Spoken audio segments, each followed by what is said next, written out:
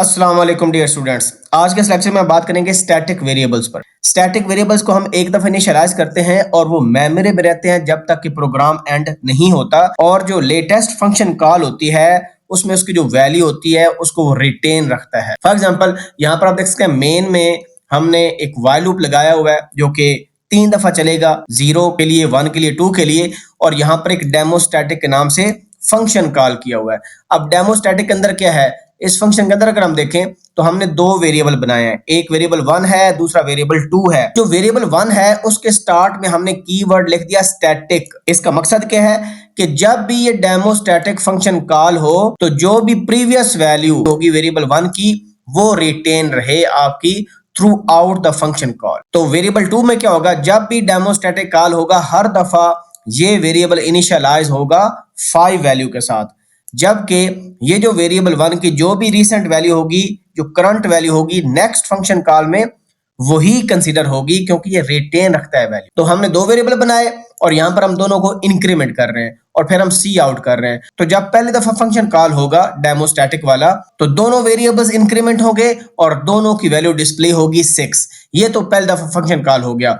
उसके बाद क्या होगा, आई की वैल्यू होगी इंक्रीमेंट और कंडीशन टेस्ट होगी and 1 is less than 3, condition true. दोबारा फिर ये फंक्शन कॉल होगा। जब दोबारा कॉल होगा तो यहां पर देखें अब स्टैटिक वेरिएबल में ये वाली लाइन स्किप हो जाएगी क्योंकि ये एक ही दफा इनिशियलाइज होता है, ये बार बार इनिशियलाइज नहीं होता। इसकी प्रीवियस वैल्यू क्या थी, जो पिछली फंक्शन कॉल थी उसमें इसकी वैल्यू थी 6, तो लिहाजा इसकी वेरिएबल 1 की वैल्यू 6 ही रहेगी और यहां पर आके कितनी हो जाएगी, 7 हो जाएगी।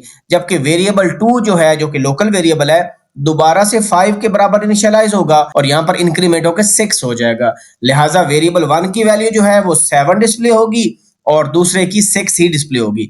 तो हर दफा जब डेमो स्टैटिक कॉल होगा तो ये जो सिंपल वेरिएबल है, लोकल वेरिएबल, ये हर दफा इंक्रीमेंट होकर 6 होगा, जबकि ये पहली दफा 6 हुआ था, फिर 7, और जो थर्ड कॉल होगी जब आई की वैल्यू 2 होगी तो इसकी वैल्यू 8 नजर आएगी। तो रन करते हैं इसको। तो ये देखें ये पहली फंक्शन कॉल है, इंक्रीमेंट होने के बाद दोनों की वैल्यू 6 है। यहां पर स्टैटिक वेरिएबल इंक्रीमेंट होकर 7 हो गया और थर्ड कॉल में 8 हो गया, जबकि जो non static local variable simple है वो हर दफा 6 ही रहा क्योंकि जब भी फंक्शन कॉल होती है तो ये वेरिएबल इनिशियलाइज होता है 5 वैल्यू के साथ, जबकि जो स्टैटिक वेरिएबल है वो जो पिछली स्टेट है उसको रिटेन रखता है और मेमोरी में तब तक रहता है जब तक कि मेन आपका एंड नहीं हो जाता।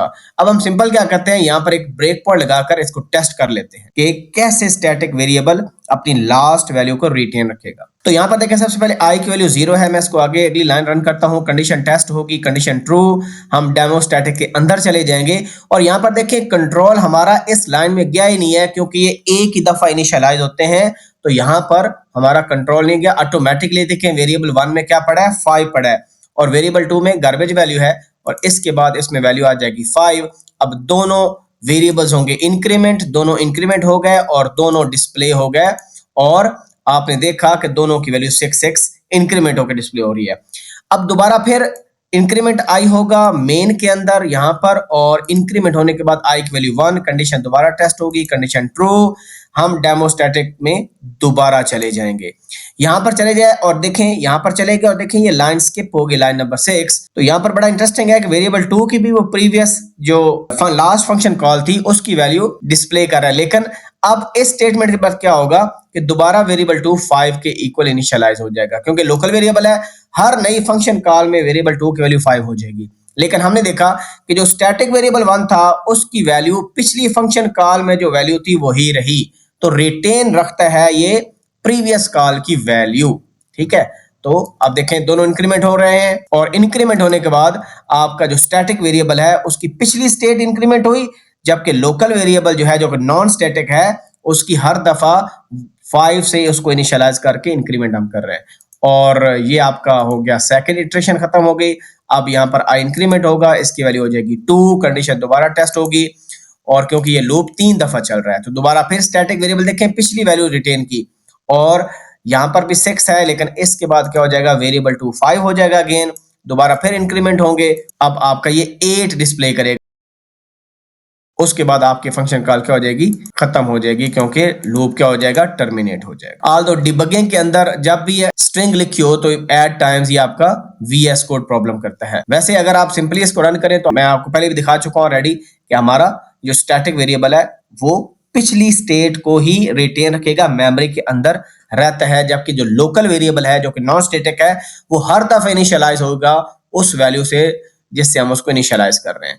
तो अगर आपको चाहिए कि लास्ट स्टेट रिटेन रखनी है, जिस तरह काउंटिंग करते हैं, तो हम चाहते हैं कि वेरिएबल्स की जो प्रीवियस फंक्शन कॉल की जो वैल्यू है उसको रिटेन रखा जाए, तो उस वजह से फिर हमें उस वेरिएबल को स्टैटिक बनाना पड़ेगा। See you in the next video. अपना ख्याल रखें। अल्लाह हाफिज़। नासिर।